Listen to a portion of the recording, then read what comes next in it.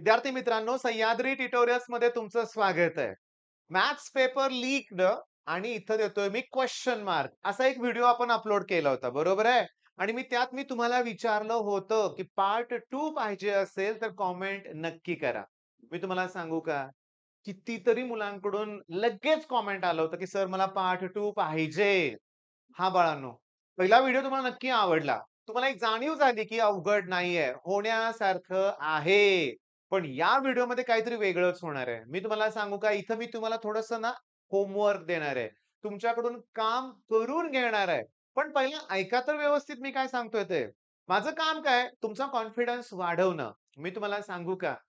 हा व्हिडिओ तयार करायच्या अगोदर मला ना नागपूरवरून एका पालकांचा कॉल आला होता. त्यांनी मला सांगितलं काय ते नीट लक्ष द्या बरं का. त्यांनी क्रॅश कोर्स घेतला होता आपला गेल्या वर्षी. त्यांच्या मुलाची स्टोरी त्यांनी मला सांगितली. बघा, की ते इतके खुश होते ना पालक, इतके खुश होते ना पालक, की क्रॅश कोर्स घेतल्यामुळं महत्त्वाचा क्रॅश कोर्सचा मुद्दा नाहीये. मला वेगळा बरं ठीक आहे क्रॅश कोर्स मुद्दा बाजूला ठेवूया. त्यांनी जे सांगितलं ना ते मला तुम्हाला सांगायचंय. त्यांनी काय सांगितलं बघा, की सी अगोदर त्यांचा मुलगा खूप आजारी पडला. हॉस्पिटलाइज करावं लागलं. ॲडमिट केलं होतं त्याला. आणि पण मी तुम्हाला सांगतो त्या बाळानं हार नाही मानली.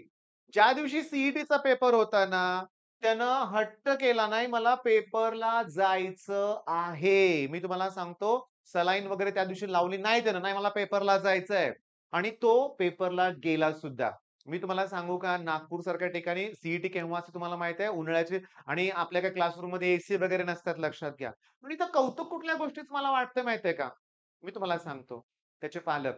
त्यांनी सपोर्ट दिला त्याला आणि त्याचे वडील ना भर उन्हात 3 तास तिथे एक्झाम सेंटरवर त्याच्या बाहेर उभे होते. बघा मी त्याच्या आईशी मी बोललो. आई म्हटली, की वडिलांचं मत होतं, की तो जर थोडा जरी त्याला काही अस्वस्थ झालं, तर तो शाळेतनं बाहेर आलेला त्याला मी दिसलो पाहिजे. त्याला काळजी नाही वाटली पाहिजे. मग मी हे का सांगतोय?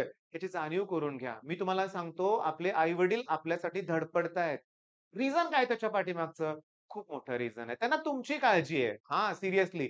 पण आता मला पण एक प्रश्न पडला होता बोलता-बोलता, की पर्सेंटाइल किती मिळाले त्याला? एवढी धडपड त्यानं केली. मी तुम्हाला सांगू का? 94 पर्सेंटाइल मिळाले. हां, कमी होते त्याच्या मानानं. तो 99 चा स्टुडंट होता. पण असू दे. पण त्यानं हिंमत दाखवली. त्यानं हार मानली नाही. तो लढला आणि त्यानं 94 पर्सेंटाइल मिळवले. मला ना इतका आनंद झाला ना, खूप आनंद झाला, की अशी मुलं आहेत, की जी धडपड करतायत आणि असे पालक पण आहेत. नाही पालक सगळेच चांगले आहेत रे बाळांनो. सिरियसली ते धडपडतायत. काही वेळेस त्यांची मेथड चुकीची असेल, तुम्हाला हार्श बोलत असतील, पण ॲट द एंड शेवटी त्यांना तुमची काळजी असते. चला ठीक आहे, बाकीच्या गप्पा मारून झाल्या. मेन मुद्द्यावर येऊया. मॅथ्स.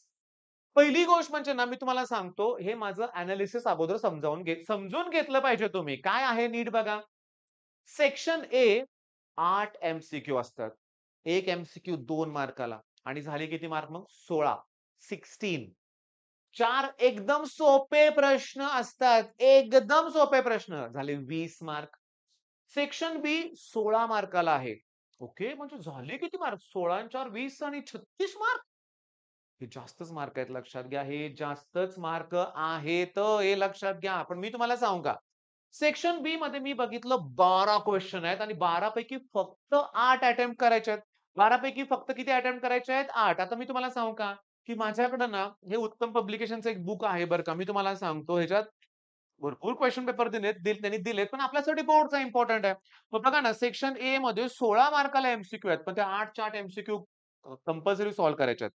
4 मार्काचे क्वेशन्स कंपल्सरी आहेत. म्हणजे सेक्शन ए कंपल्सरी आहे चला 20 मार्काला आणि पुढचं 16 मी कन्फर्म केलं बरं का 36 मार्क आहेत. आणि सेक्शन डी तर फिक्सच असतो लक्षात घ्या.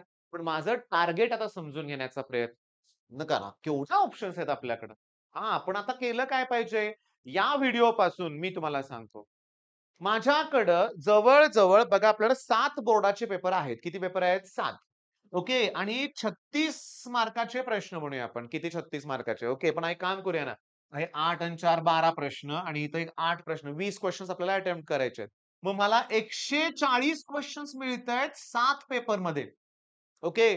आजच्या व्हिडिओत फक्त 5 देतो तुम्हाला. फक्त 5 क्वेशन देतो. नंतर आपण इन्क्रीज करूया आपण. आणि मला वाटतंय काय माहितीये का, की पार्ट 2 जाऊ दे रे. 12 पार्ट आपण तयार करूया चला आणि त्या 12 पार्टमध्ये हे 140 प्रश्न कव्हर करूया आपण. म्हणजे प्रत्येक पार्टमध्ये एव्हरेजली 12 प्रश्न मला घ्यावे लागतील. म्हणजे ते कव्हर होतील. मग मी काय म्हणतोय 12 व्हिडिओ माझे बघायला 12 दिवसात कंप्लीट होईल. मग 12 दिवसात आपली 36 मार्काची तयारी होते. बर, सगळं बेसिक प्रश्न क्लिअर होत आहेत. मी तुम्हाला सांगतो आता जास्त वेळ घालवत नाही. आजचे 5 प्रश्न सुरुवात करूया.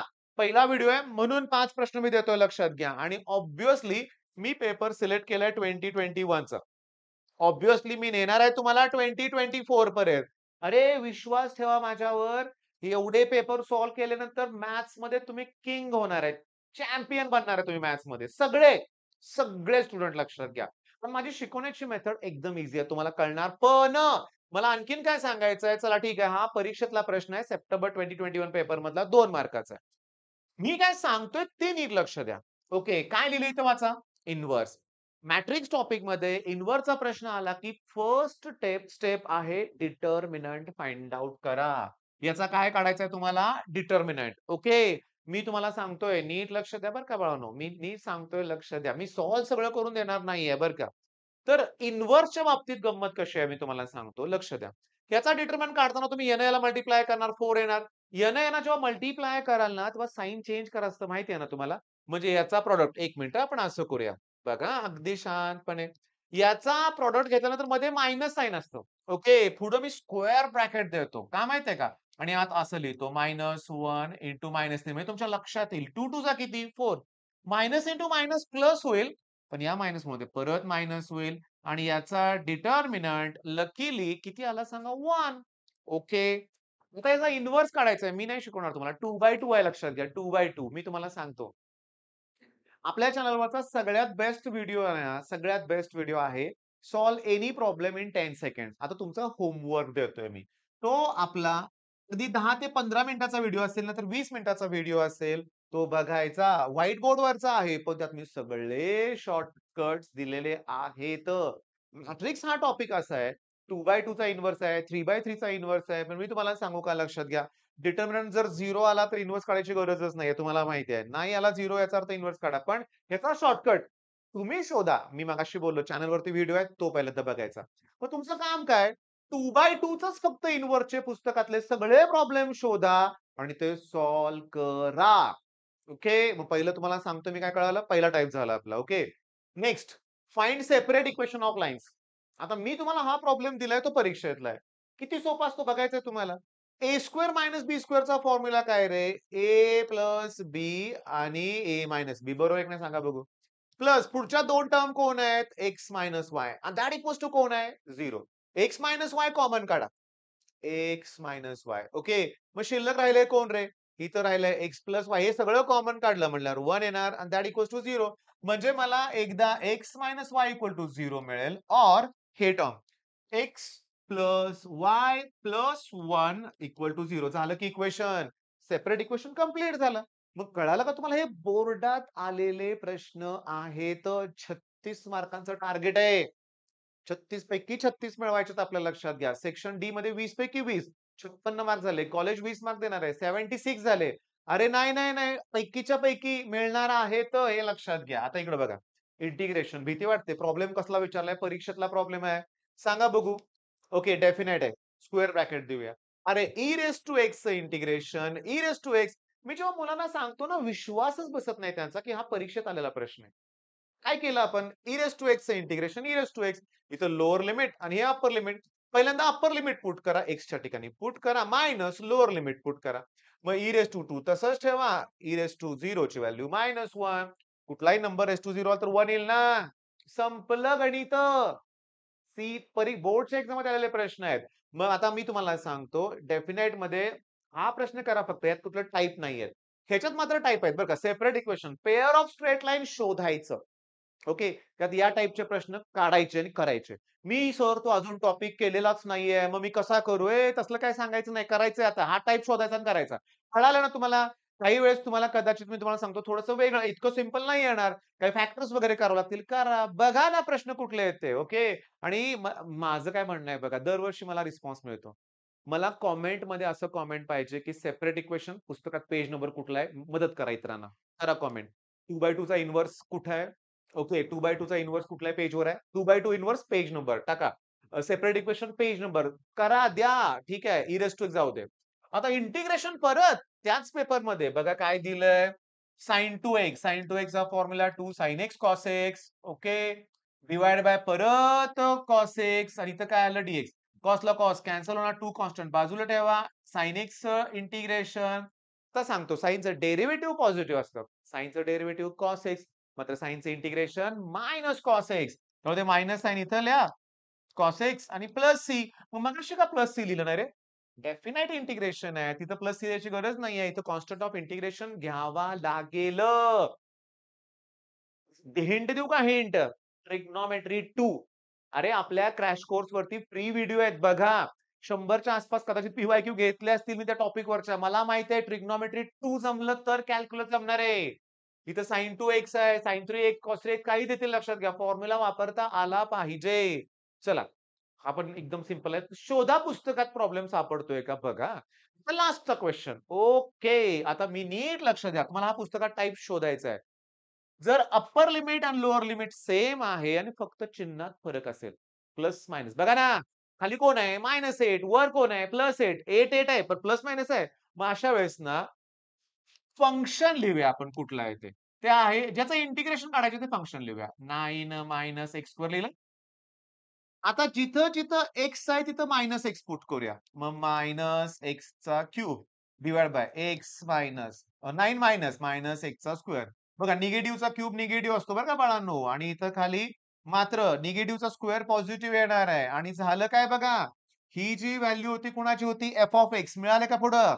म्हणजे मला एफ ऑफ मायनस एक्सची जी व्हॅल्यू मिळते ना, ती मायनस एफ ऑफ एक्स आहे.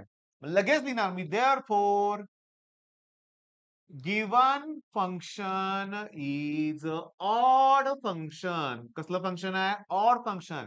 आणि ऑड फंक्शन असेल तर मग त्या इंटिग्रेशनची व्हॅल्यू 0 येणार. 2 मार्क फिक्स झाले. मग तुम्ही आता पुन्हा कॉमेंटमध्ये मला सांगणार आहात, की ऑड फंक्शन किती नंबरवर आहे. मला कळतंय का रे तुम्हाला? मी तुम्हाला सांगू का? जरा सॉल्व्ह करून देतो ना, जरा तुम्हाला अभ्यासाला लावतो ना मी. करा ना, करा. मन लावून करा. रोज 5 प्रश्न नाहीत होणार बरं का बाळांनो. रोज जास्त प्रश्न होणार आहेत. जाऊ दे ठीक आहे. मी इरेजच करतो. ठीक आहे. माझ्या पाठीला लागून हे झालं थोडंसं आता. मेन पॉइंट काय आहे बघा, की सगळं छान चाललेलं आहे.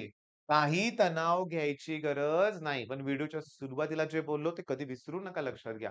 तुम्ही तुमच्यासाठी अभ्यास करा, आम्हाला आनंद होईल. तुम्ही धडपड करा. चांगले यश मिळवण्याचा प्रयत्न करा आणि मी असताना मिळणार आहे. मग आता पार्ट 2 वर हा व्हिडिओ ही सीरीज थांबणार नाहीये. टोटल पार्ट 2 मध्ये म्हणजे थोडक्यात 15 पार्ट झाले तर काय प्रॉब्लेम आहे? रोज एक व्हिडिओ अपलोड करतो ना. मग मॅथ्सचे सगळं आणि टॉपिक वाईज काहीही विचार करू नका लक्षात घ्या.